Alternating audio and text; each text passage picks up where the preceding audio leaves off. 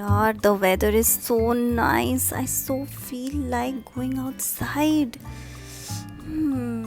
जाऊँ, रुक जाऊँ. मम्मी तो मना करती है यार, 40 डेज तक बिल्कुल बाहर नहीं निकलना चाहिए. रहने देती हूँ. पर मन तो बहुत कर रहा है. Oh wow, look at the birds. It's been almost 20 days. Baby is also sleeping. 2 seconds तो चली जाती हूँ. क्या होगा? कुछ नहीं. Wow, I'm stepping out for the first time. I'm so excited.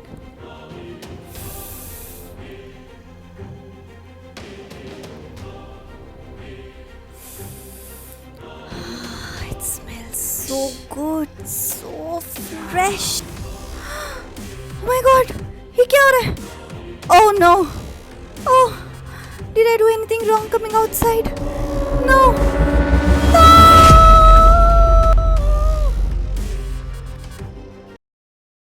Hi mommies and daddies and welcome to my channel. I am back again with yet another video on superstitions regarding a newborn child or a new mom. Once again, if you are a mom who has recently delivered a child, so my heartiest congratulations to you for this new chapter in your life. And this video is particularly for you because from now on you will get to hear a lot of advice or suggestions from your near and dear ones.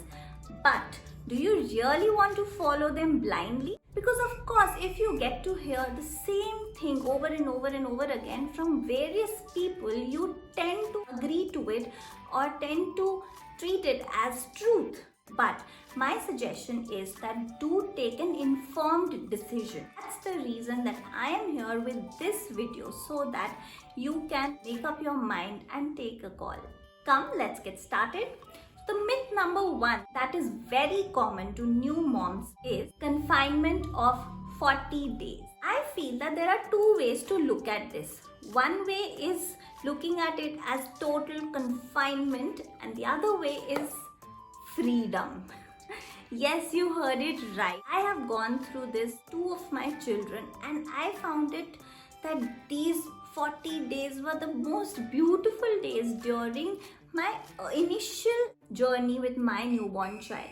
Basically, the tradition arose from the need to protect the mom and the child from infections, because at that particular time the child's immunity is very low, and of course the mom has gone through a big trauma of childbirth. Therefore, her immunity is also quite vulnerable. Do you know that the childbirth is considered to be equivalent to the pain of 20 fractures in the body? So that is what you have gone through during childbirth. So you really need rest. Don't take it as if somebody is telling you or somebody is forcing you to do it. Trust me, after these 40 days are over, you will really miss it. This is the time when I would suggest you to chill, just relax, bond with your child. I feel everything is so new for the mother and for the child. So 40 days is for both of you to tune into things and to settle down to the environment, to this newness. I feel take as much help as you get. Either it's from your in-laws, your parents, your neighbors, your friends, just take it, just grab it. But I also feel that if you find this 40 days rule as a confinement or as a jail, just forget about it. You don't have to follow it. There is no strictness to it. There are many women who do not follow these 40 days rules. Even in abroad, women don't even get that kind of maternity leave that we get in India. So it is absolutely as per your preferences and the kind of support you have around you. Follow your heart and enjoy this period. Because in the end, a happy mother makes for a happy baby.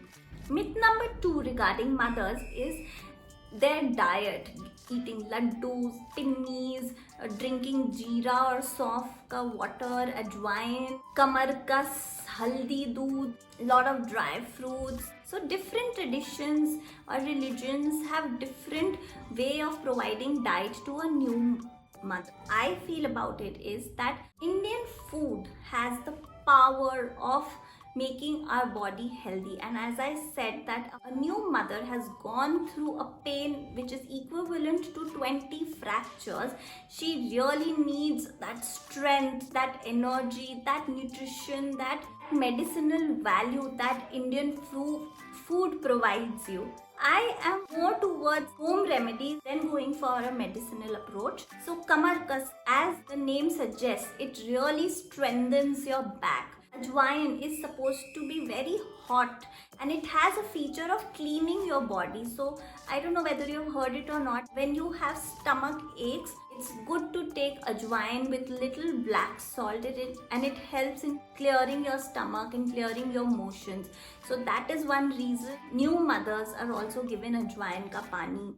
Now talking about laddus, which I'm sure most of the mothers don't like because it's full of ghee. Let me tell you, ghee is only bad for your body. It becomes fat in your body if it is cooked.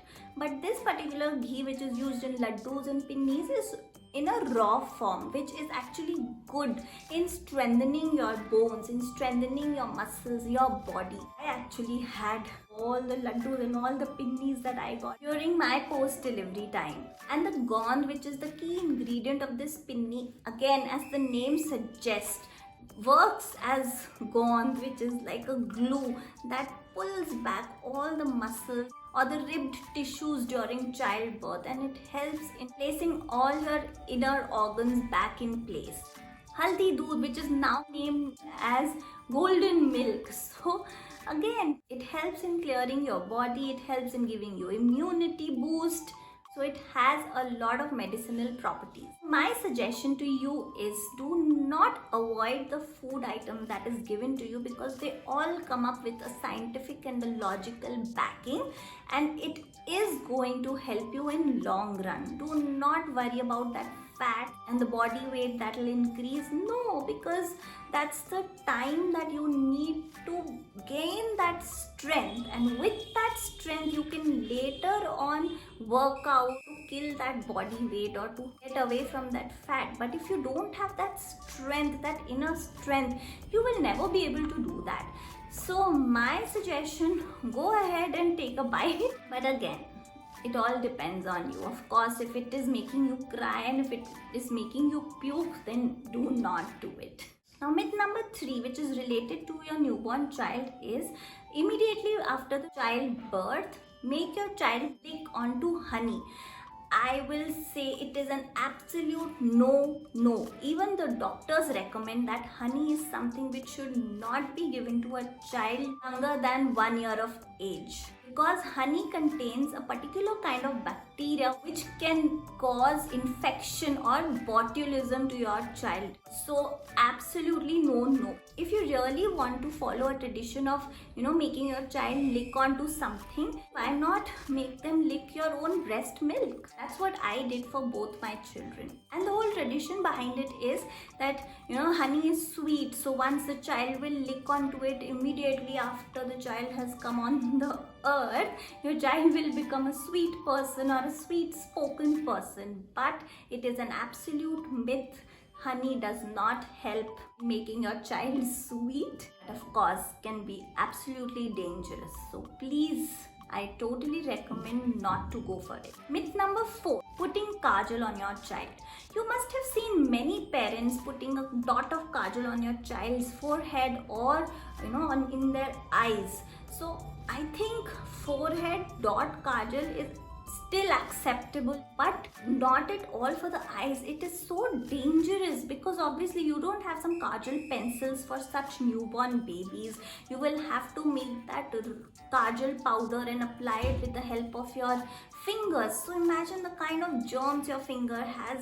Your nails can poke into your child's eyes. It is so scary by the name of it also. So an absolute no. If you think that the kajal will make your child's eyes look bigger, so yes, they will make it look bigger, but it will not become bigger. That is absolutely a genetics game.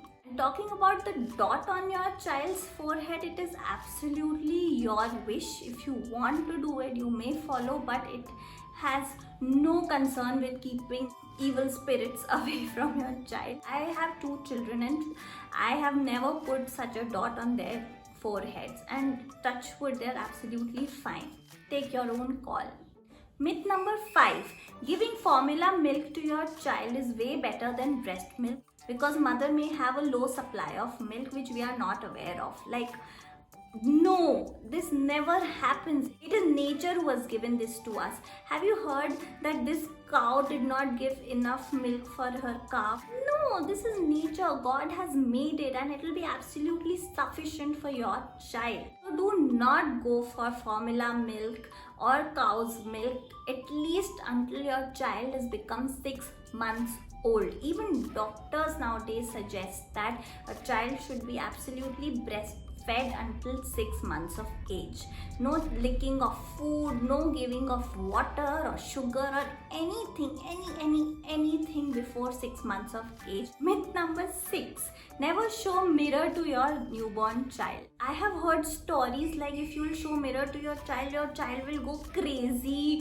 Like, no, this is something which is a Montessori approved game or an activity for infants. If you go online and if you check Montessori toys for infants, mirror related toys will be something which will be on top of the list, and it does not happen. I used to do it with my children, and if you talk about any toys that comes in the market, even in India, they will have mirrors there. When the child sees a mirror, they can see themselves laughing, smiling or crying or different expressions. It is a good way to distract them, and it's also a good way to tell them, see, that's you, that's your eyes, that's your nose, that's your ears. Let's laugh together.